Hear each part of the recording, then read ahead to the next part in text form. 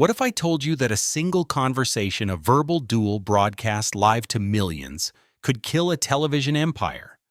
Not with lawyers or network executives, but with the sheer crushing weight of a few perfectly chosen words. This isn't a boardroom negotiation or a behind-the-scenes drama. This is the story of the night Hollywood's golden son Brad Pitt walked onto the set of the king of satire Jon Stewart. Not as a guest, but as an executioner. It was a confrontation that promised witty banter and movie promotion, but delivered a eulogy instead.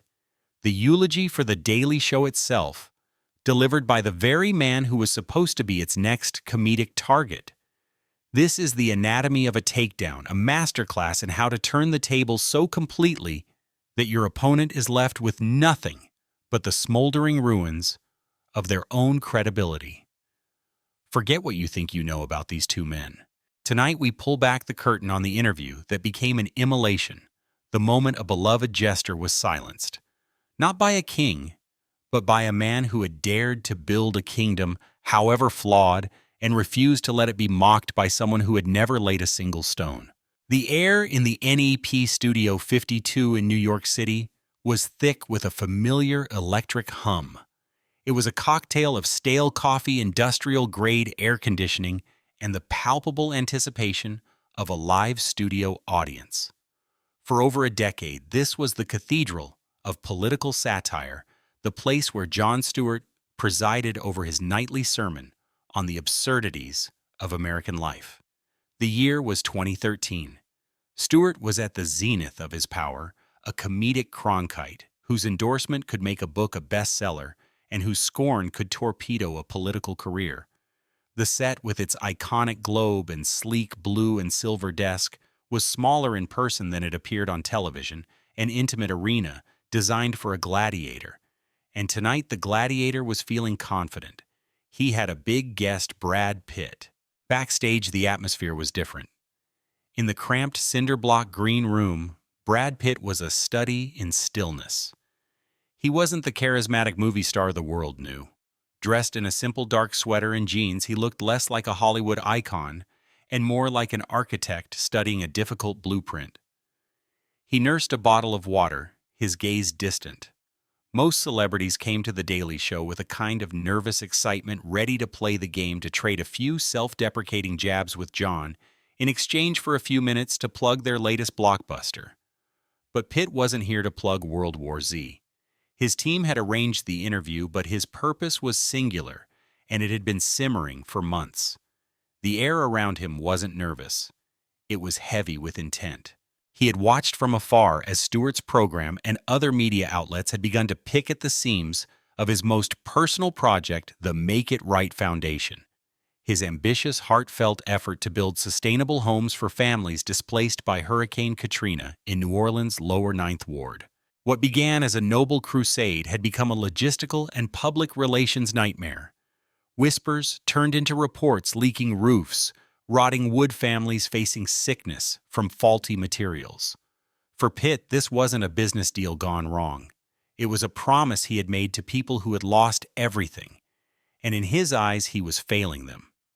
The media narrative, once heroic, was curdling into one of celebrity hubris, and Jon Stewart, the grand inquisitor of public hypocrisy, was about to make it the centerpiece of his show.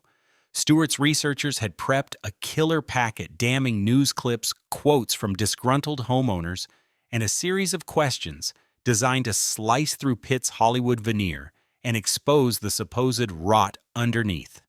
For Stewart, this was a perfect segment.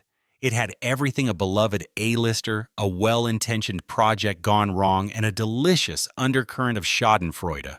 He saw an opportunity to do what he did best, speak truth to power, even the soft, charismatic power of a movie star.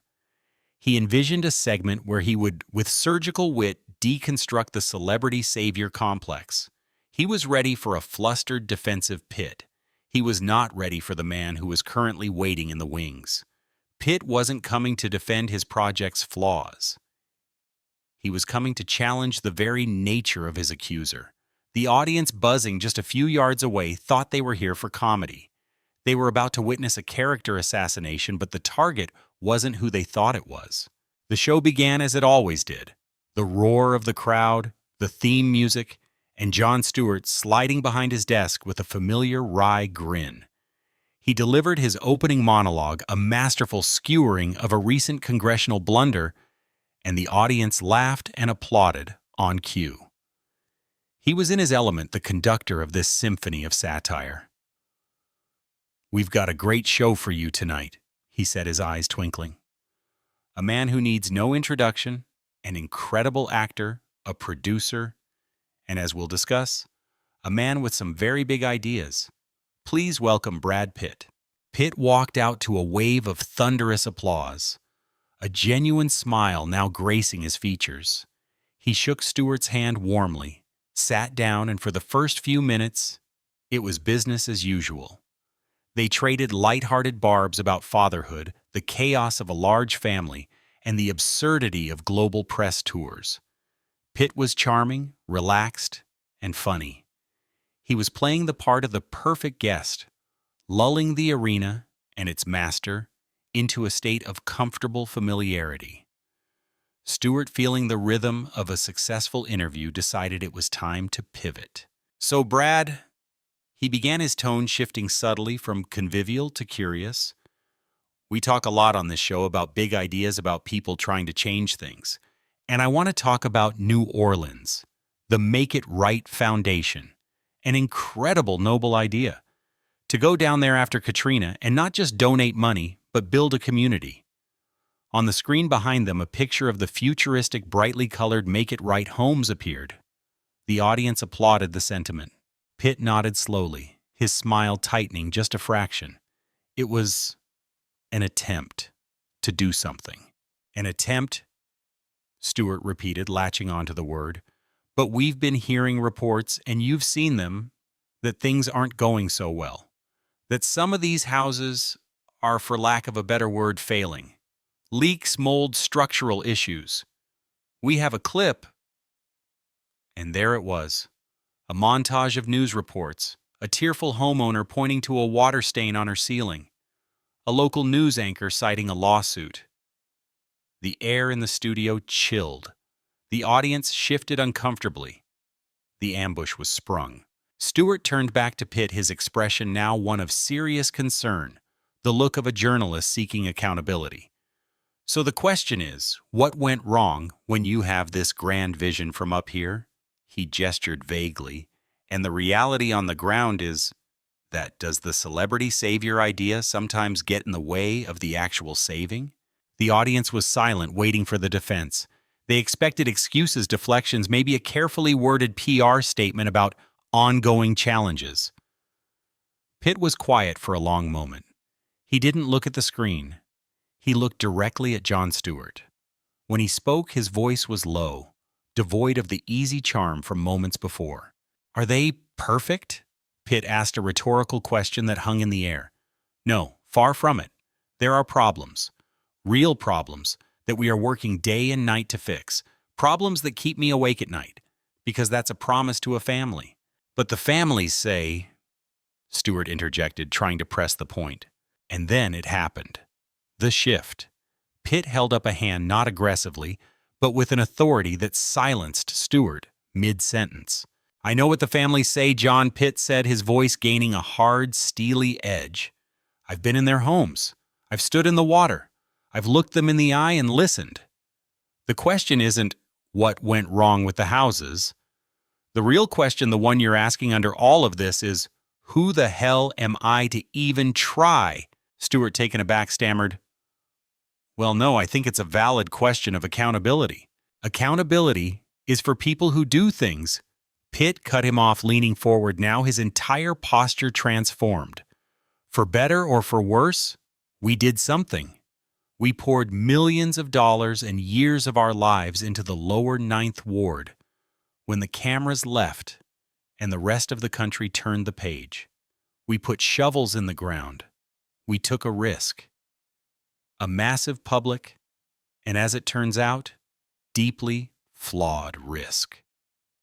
He paused, letting the words sink in. "Tell me, Jon, what did you build in the lower Ninth Ward?"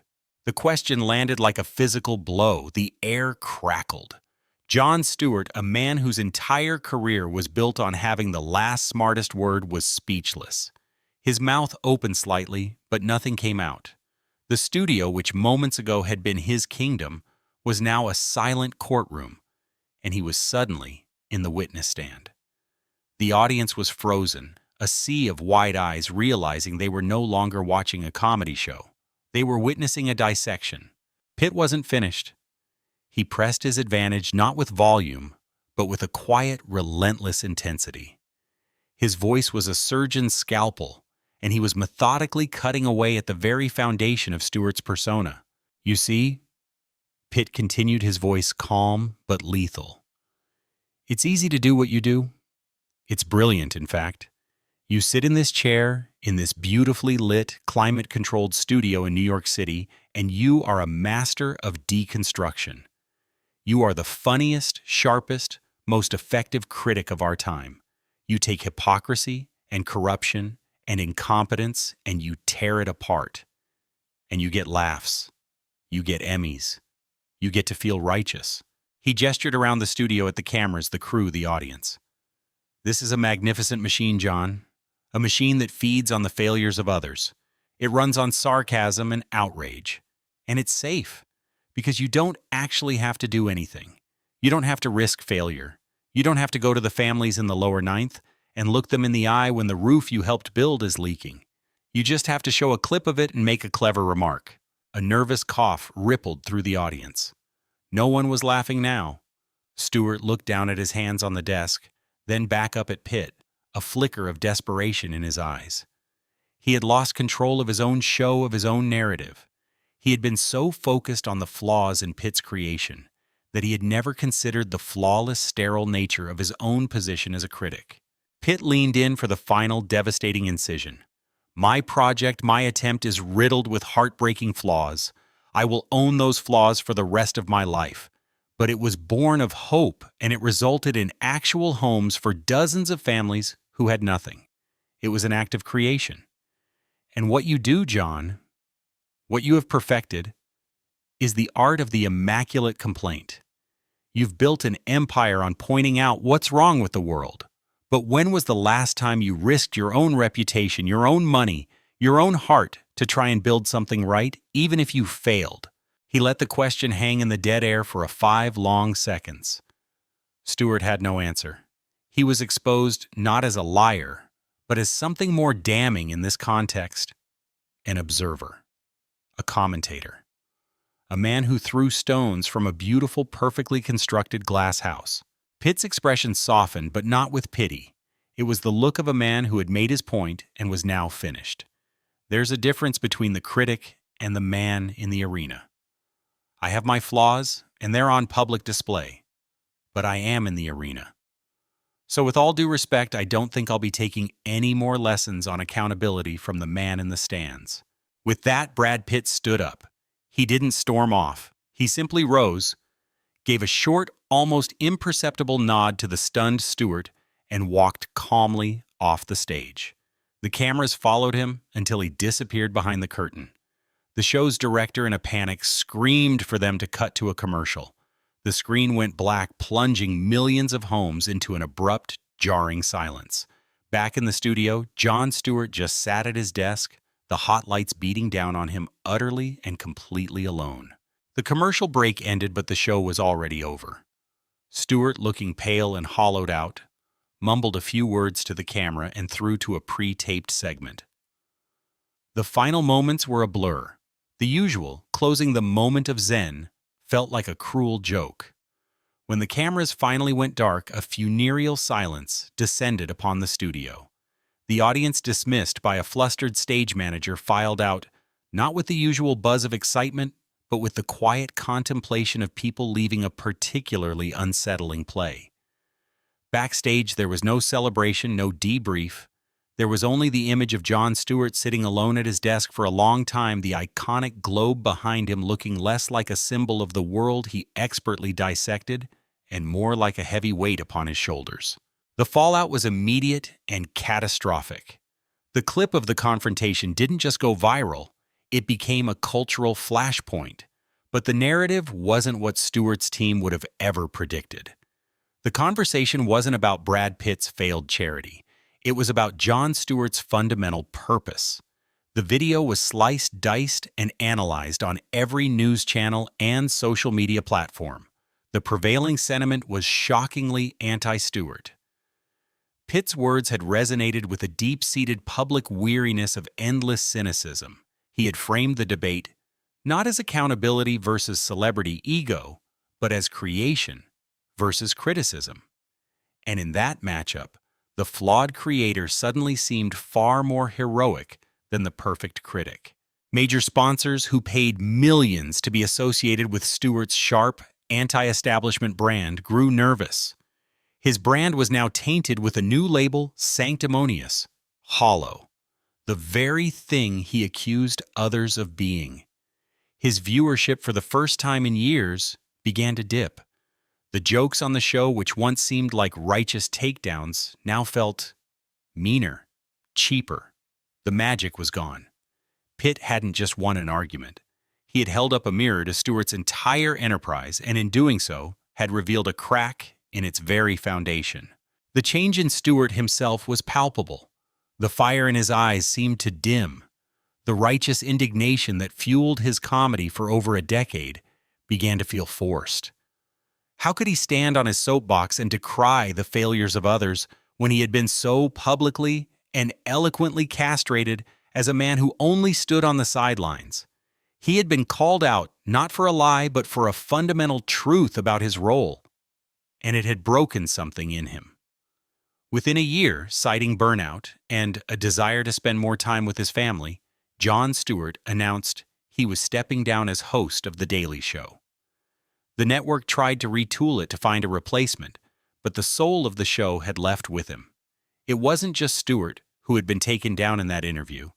It was the entire institution he had built. The show that had defined a generation of political comedy quietly faded its demise, traced back to one single devastating conversation. The message that echoed from the ashes of Stewart's show was powerful and clear.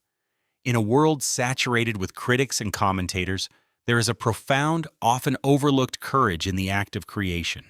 It is infinitely harder to build something to risk public failure than it is to stand at a safe distance and point out the flaws. Pitt's flawed houses in New Orleans were a testament to a difficult truth. Progress is messy, imperfect, and often falls short of its grand ambitions. But it is always more valuable than the most perfect sterile criticism of inaction. The man in the arena, as Theodore Roosevelt once said, will always carry more honor than the critic because he dares to do the deed, even if he fails. The story of this legendary confrontation leaves us with a critical question, one that extends far beyond a television studio in New York. In our own lives, in our own society, who do we value more? The sharp-witted critic who exposes flaws with brilliant clarity, or the flawed creator who dares to try and build something new even if it's imperfect? Is cynical analysis a necessary check on power and ego, a vital tool for keeping society honest? Or has it become a destructive force, a cultural default that discourages risk, celebrates takedowns, and ultimately leaves us with nothing but perfectly deconstructed rubble? Was Brad Pitt's response a masterful defense of the spirit of creation? Or was it an arrogant dismissal of legitimate concerns from people? His project had failed. We want to hear what you think. Who was truly right in this epic showdown? Leave your perspective in the comments below. If you found this analysis compelling and this story as fascinating as we did, please hit that like button, share this video with someone who appreciates a powerful story, and be sure to subscribe to the channel for more deep dives into the pivotal moments that secretly shape our world. Ultimately, the lesson from that fateful night is one that resonates for everyone, whether you're a global superstar or just someone trying to make a small difference in your corner of the world. In an age where it's easier than ever to tear something down with a tweet or a comment, have the courage to be a builder. Have the courage to be the person in the arena. because a flawed creation born of genuine effort will always be infinitely more valuable than a flawless criticism of nothing at all.